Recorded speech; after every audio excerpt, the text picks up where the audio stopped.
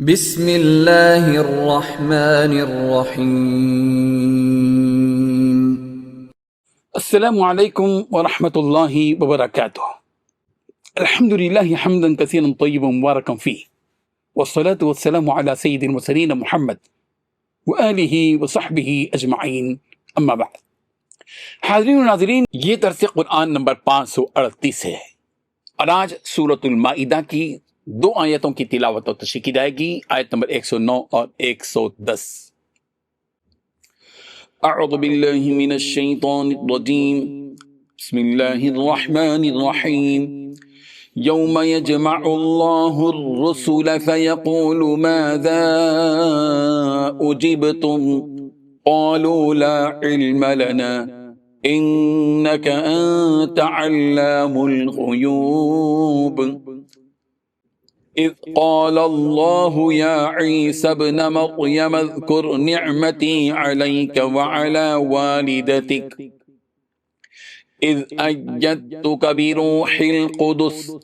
تکلم الناس فی المہد وکہلا وَإِذْ عَلَّمْتُكَ الْكِتَابَ وَالْحِكْمَةَ وَالتَّوْرَاةَ وَالْإِنْجِيلَ وَإِذْ تَخْلُقُ مِنَ الطِّينِ كَهَيْئَةِ الطَّيْرِ بِإِذْنِي فَتَنفُخُ فِيهَا فتكون طيرا بإذني وتبرئ الأكمه والأبرص بإذني وإذ تخرج الموتى بإذني وإذ كففت بني إسرائيل عنك إذ جئتهم بالبينات فقال الذين كفروا منهم إن هذا إلا سحر مبين۔ صدق اللہ العظیم۔ لفظی ترجمہ یوں ہے، یوم یجمع اللہ الرسل، جس دن اللہ جمع کرے گا رسولوں کو، فیقول، پھر کہے گا، ماذا اجبتم، کیا جواب دیے گئے تھے تم؟ قالوا، وہ کہیں گے، لا علم لنا، ہمیں کوئی علم نہیں، انک انت علام الغیوب، بے شک تو ہی خوب جاننے والا ہے غیبوں کا۔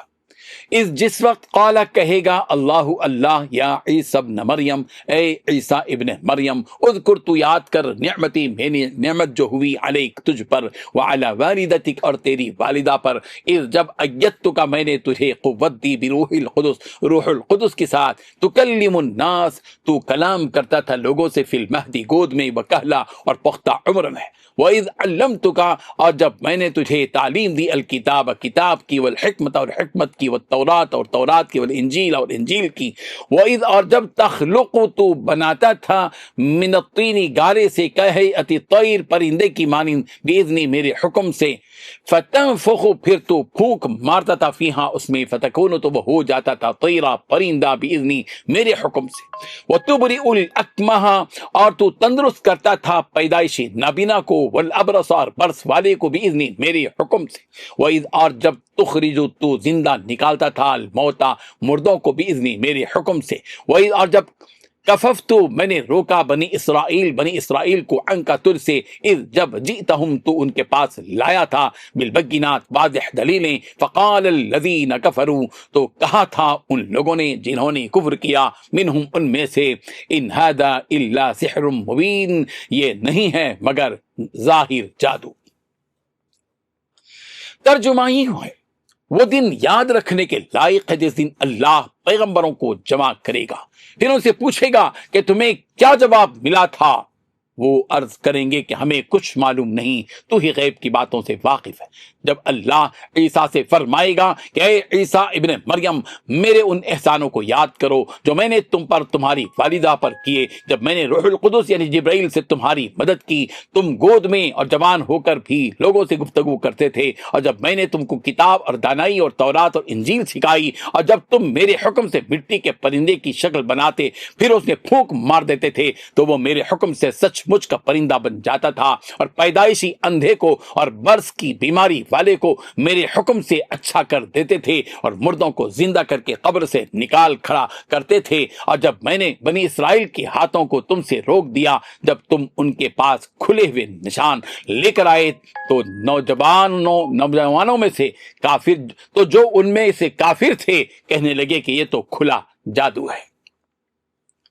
ان دو آیتوں میں 9 باتیں بتلائی گئی ہیں۔ پہلی بات، اس دن کو یاد کرو جس دن اللہ تعالیٰ تمام رسولوں کو جمع کرے گا اور پوچھے گا کہ تمہیں کیا جواب دیا گیا۔ وہ کہیں گے کہ ہمیں کچھ علم نہیں، پوشیدہ باتوں کا تمام تر علم تو آپ ہی کے پاس ہے۔ دوسری بات، اس وقت کو یاد کرو جب اللہ تعالیٰ کہے گا کہ اے عیسیٰ ابن مریم، تم میرا انعام یاد کرو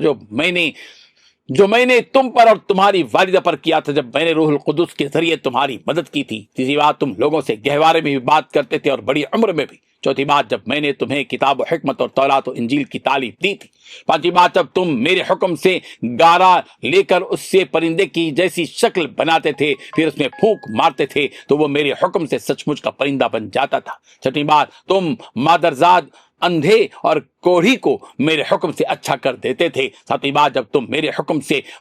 مردوں کو زندہ نکال کر کھڑا کر دیتے تھے۔ آٹھویں بات، جب میں نے بنی اسرائیل کو اس وقت تم سے دور رکھا جب تم ان کے پاس کھلی نشانیاں لے کر آئے تھے۔ نویں بات، ان میں سے جو کافر تھے انہوں نے کہا تھا کہ یہ کھلے جادو کے سوا کچھ نہیں۔ حاضرین و ناظرین، یہ اس دنیا کی مدت جب ختم ہو جائے گی تو اس دنیا کا خالق و مالک ایک بڑے دن کا وجود بخشے گا، جس دن کو قیامت کا دن کہا جاتا ہے۔ اس دن حضرت آدم علیہ السلام سے لے کر قیامت کے دن تک پیدا ہونے والے سارے ہی انسانوں کو جمع کیا جائے گا۔ سورہ آل عمران کی آیت نمبر 9 میں اس بات کا ذکر یوں کیا گیا، ربنا انک جامع الناس لیوم لا ریب فیہ، اے ہمارے پروردگار، آپ یقیناً لوگوں کو ایک دن جمع کرنے والے ہیں جس کے آنے میں کوئی شک نہیں۔ سورہ نساء کی آیت نمبر 87 میں یوں کہا گیا، لیجمعنکم الی یوم القیامۃ لا ریب فیہ، وہ تم سب کو یقیناً قیامت کے دن جمع کرے گا جس کے آنے میں کوئی شک نہیں۔ جس دن دنیا کے سارے انسانوں کو جمع کیا جائے گا، اس دن اللہ تعالیٰ ان رسولوں اور نبیوں کو بھی جمع کرے گا جن کو انسانوں کی ہدایت کے لیے بھیجا گیا تھا، اور ان رسولوں سے اللہ تعالیٰ ایک سوال یہ کریں گے کہ جن قوموں کو تم نے دعوت حق دی ان قوموں نے تمہیں کیا جواب دیا؟ سارے ہی انبیاء یہ جواب دیں گے کہ حقیقت کا علم تو ہمیں نہیں ہے، غیب کا علم جاننے والے تو حقیقت میں آپ ہیں۔ انبیاء کرام علیہم السلام کے اس جواب کا مطلب یہ ہوگا کہ ہم کو تو صرف ظاہر کا علم ہے، حقیقت میں لوگوں کے دلوں کا حقیقی علم تو بس پروردگار